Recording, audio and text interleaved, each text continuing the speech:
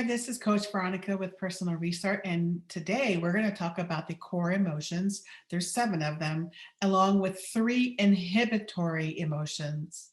And what I want you to know is that a lot of psychologists talk about these emotions. The most important thing to realize is our heart churns out emotions. Its job is to emote emotions, and our job is to observe them. So you always hear people talking about being the ultimate observer or being the witness conscious. I want to just reiterate, it's so important to know that our heart is responsible for the feelings and emotions, and our head, our mind is responsible for, it's like an appliance. It churns out thoughts, and it's not our job to suppress them or to ignore them, because when we, and today we're talking about emotions, when we ignore emotions, really bad things happen. Terrible things happen. We become disconnected with ourselves. That's the most important thing.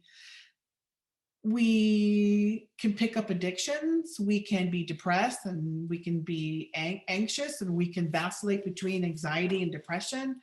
And believe me, if you are a person who's vacillating between anxiety and depression, you're not alone. So many people are disconnected from self. And this is why I like to talk about the core emotions. So they are as follows, and it's important to know these. So anger, it's a very important emotion to have. Anger, fear, disgust, joy, sadness, excitement, and sexual arousal.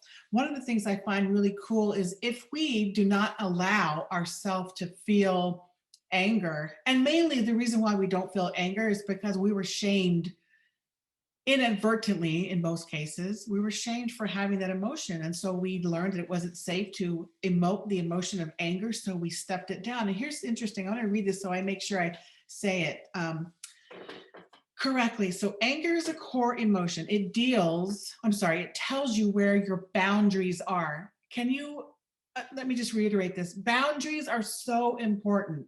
Without boundaries, we have calamity. Bad things happen when we don't have boundaries. And if we're not connected with self, then we don't have boundaries. And really bad stuff happens, and we stay in our head, and we stay introverted. And this whole thing is about getting connected with yourself and learning how to have your emotions. And you can tone the emotions down. We don't have to react in rage and anger and terrorize the home or the highways or the workplace. We can safely express our anger and safely feel our anger and let it go. But hear me read this again. So anger is a core emotion. It tells you where your boundaries are.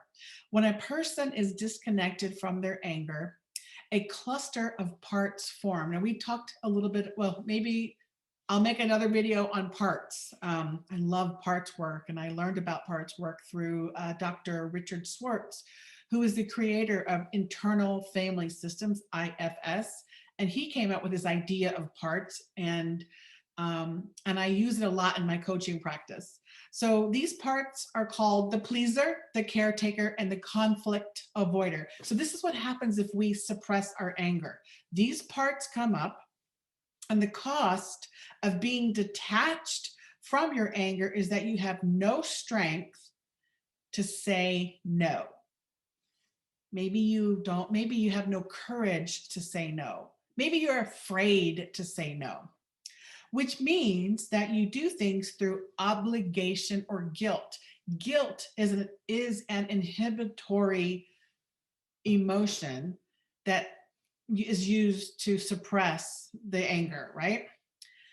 So because there's no boundaries, there's a lot of people in your space that that shouldn't be there. And perhaps you are in the space of other people that you shouldn't be in. One of the things I do early on with my clients is we look at all the players in their theater, like who are the actors? And it's usually the core family, and then the extended family, and then we go to friends and the workplace. And then we go through and we figure out boundaries. Like, it's a process, but it's a really important one. So that's just about anger. Anger is my favorite one to talk about because it is really important to know. Anger tells you that something is really important to you. And if you don't allow yourself to feel it or express it out, then it's suppressed.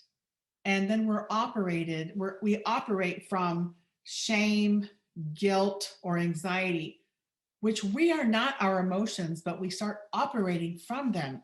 And when we operate from shame, anxiety, or guilt, we make poor decisions that cause us so much problems. It kind of like anxiety, guilt, and shame beget more anxiety, guilt, and shame, and more suppression of anger. So it's a big, big, big one for me. And it's interesting. I feel like more of my clients have suppressed anger than any of the other emotions. So let me just recap: anger, sadness, joy, excitement, sexual arousal, and fear and disgust. And each of these feelings, and I could go through them in another video if you like, but each of these have a specific phenomenon of communication to you. And so it is my job to help you reconnect with yourself, help you let go of what you've stored so that you can be free and clear to operate as a beautiful individual that has the capability to feel all the notes on a piano, all the high notes and beyond, and all the low notes and beyond. And life at that point becomes joyful and it becomes pleasurable. I'm not saying it's without any problems, but it's nice to know that you are entitled to have these feelings. Your heart, that's the sole purpose of your heart chakra, is to have these feelings and to emote these feelings. And it helps us adapt and relate to our world. So if we're disconnected from our core emotions because of these inhibitory emotions like shaming and guilt and anxiety, then we're not really living life with, the right kind of lenses. We're actually living life in a state of fog or numbness or disconnection. And, one of the things my 10-year-old daughter told me, she's like, Mom, there's that time when you're born, and then there's this little dash between when you're born and when you die. And that dash represents your whole life. And I'm like, whoa, that's so deep.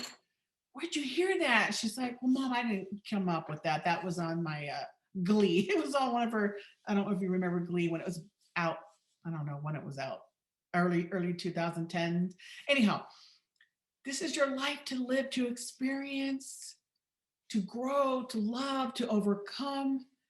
And if we're suppressing all that, we're missing out on a lot, and life is hard. And life doesn't have to be hard, and I'm here to help. So I think that's all for now, but please keep checking back as I will have more easy videos for you to learn from.